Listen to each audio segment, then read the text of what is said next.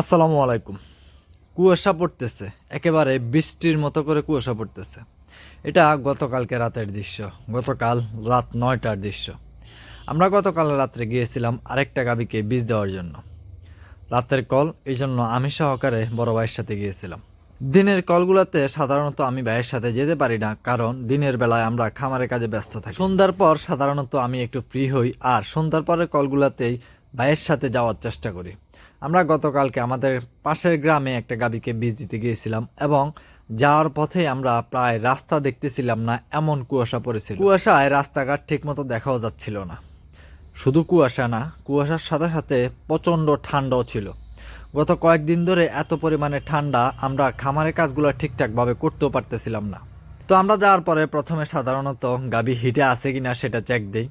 আজকেও আমরা গাভীটা হিটে আছে কিনা সেটা চেক দিলাম, এবং আমরা গাভীটা হিটে আছে এরকম লক্ষণ দেখতে পেলাম, এবং যথারীতি সেটাকে বীজ দেওয়ার জন্য প্রস্তুতি গ্রহণ করতে। যে গাভীটাকে আমরা বীজ দিতে গিয়েছিলাম সেই গাভীটা একটা দেশি গাভী, এবং এই গাভীতে আমরা একটা শাহিওয়ালের বীজ দিব।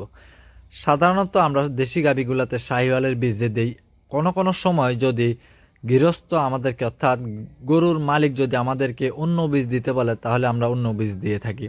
তবে এই ক্ষেত্রে আমাদেরকে গরুর মালিক একটি শাহিওয়াল বীজ দেওয়ার জন্য অনুরোধ করেছেন, এই জন্য আমরা একটি শাহিওয়াল বীজ এই গাভীতে দিয়েছি। সাধারণত গ্রাম অঞ্চলের বেশিরভাগ গরুর মালিকই চান একটা লাল টকটকে বাছুর যেন তার জন্মগ্রহণ করে। এই জন্য ওনারা সবসময় বলে লাল বাছুর যেন আসে, এরকম একটা বীজ দেন। আর সাধারণত লাল বাছুর আসে শাহিওয়াল গরু। শাহিওয়ালের বাচ্চাগুলা যেমন লাল টকটকে হয়, দেখতেও সুন্দর হয়, এগুলার কুচ থাকে, গলকম্বল থাকে, যার কারণে এগুলা দেখতে আলাদা একটা সৌন্দর্য পায়, এবং এগুলার বাজারে একটা চাহিদা ভালো থাকে। এই জন্য গ্রামের যে গৃহস্থগুলো আছে গরুর মালিক, ওনারা সবসময় শাহিওয়াল বীজটা দেওয়ার কথা বলে।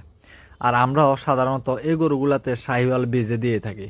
তবে বিশেষ ক্ষেত্রে কোনো কোনো ক্ষেত্রে আমরা এসব গরুতে ফ্রিজিয়ান দেই, তবে সেগুলোর পার্সেন্টেজ হিসেবে। ফ্রিজিয়ান গরুর বীজ সাধারণত গৃহস্থ বাড়ির মালিকরা দিতে চায় না, কারণ সেগুলো সাদা কালো হয়, অনেক ক্ষেত্রে শুধু কালো হয়।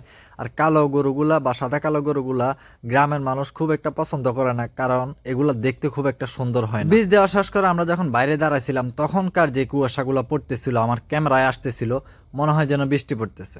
এই শীতের মাঝে সৃষ্টিকর্তা সকল প্রাণীগুলোকে সুরক্ষিত রাখুক সেই দোয়াই করি। সবাই ভালো থাকবেন।